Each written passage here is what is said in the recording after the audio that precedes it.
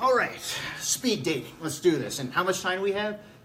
3 minutes. Okay. All right. Well, hi, I'm Andrew. I work at the Wyoming Dinosaur Center. I do Fossil Fridays there. It's a little web series. Haven't done as many lately, but we're getting back in our jive since it's summer's over. And look, I'm sorry. It's been a while since I put myself out there. You could say I've never really been that good at the whole dating thing, but hey, at least I'm not as bad as these guys. Oh, do you not know? Oh, that's perfect. I can talk about that. Yeah, so what we have here are a bunch of trilobites. You could say it's our fossil for Fossil Friday, if you will.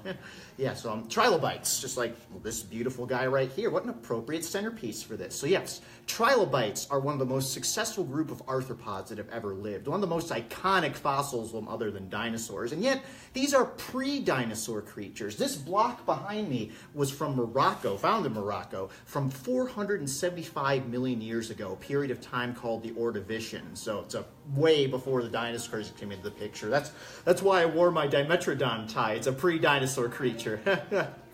That's, you can tell I'm not very good at this. So, do you mind? So, yeah.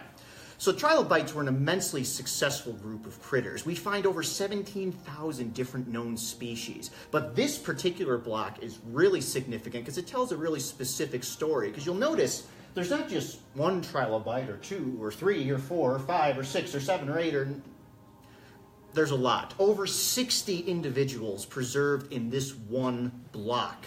So the question is, how did it get to that point? We usually don't find trilobites preserved in mass like this, usually more cutely isolated like this little guy. So we have to ask the question, how a bunch of trilobites could be preserved in such a manner as this? And you'll notice they're not just laid side by side. It's not a nice little parade of trilobites.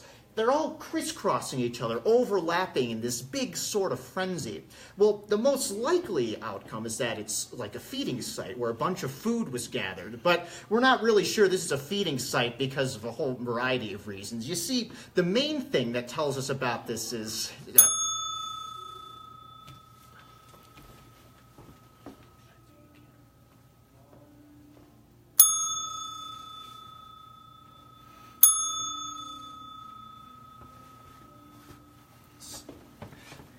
the main reason we don't think this is a feeding site is because there's not a plethora of species. If this was a communal food source that attracted a bunch of trilobites, we'd see a whole variety of different species in here. But instead, we only see one. Multiple individuals, but all of the same species. So this leads us to a more interesting hypothesis, that what you're looking at is a prehistoric dating pool.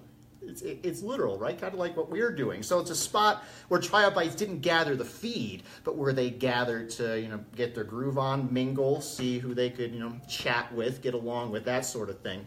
The whole idea here is that this is mass mating. This is a breeding site for this particular species of trilobite. They all gathered together and they were clamoring over each other in this big frenzy. All these trilobites gathered together, and then they all died together. Well, it's not like Romeo and Juliet. There wasn't a mass poisoning. What we think is a mass landslide covered the trilobites and suffocated them under the sand. So something like, undersea earthquake perhaps, that would have caught these guys completely off guard and covered them. They would have suffocated under the weight of the sand. There wouldn't have been much air to breathe, even though they were underwater.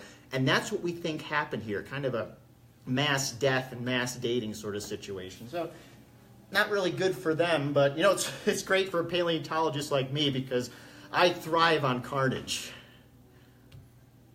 Wasn't probably the best thing to say. It was first impressions, meanwhile. But anyway, so yeah, that's why this fossil is so significant. From one trilobite, we can learn a lot, like the structure, got lots of spines, the eyes, all sorts of great things. But this not only tells us a lot about the trilobite species in general, it tells us a little insight into the behavior, this dating pool, this speed dating of trilobites that ultimately didn't go too well. So it's a pretty remarkable fossil overall. Oh, wow, I feel a lot more comfortable now. So, well, I guess that's out of the way. That's a great fossil to start with. So I guess I'll get to know a little bit more about you. Thank you for coming out today. I hope you liked the page. Hope to see you again sometime. So where can I get started about myself? Well, You know what? I really like this, so I'm just gonna stick around and just forget the bells. Give me some time here. All right, fine. This is Andrew at the Wyoming Dinosaur Center, keeping your Friday fossiliferous.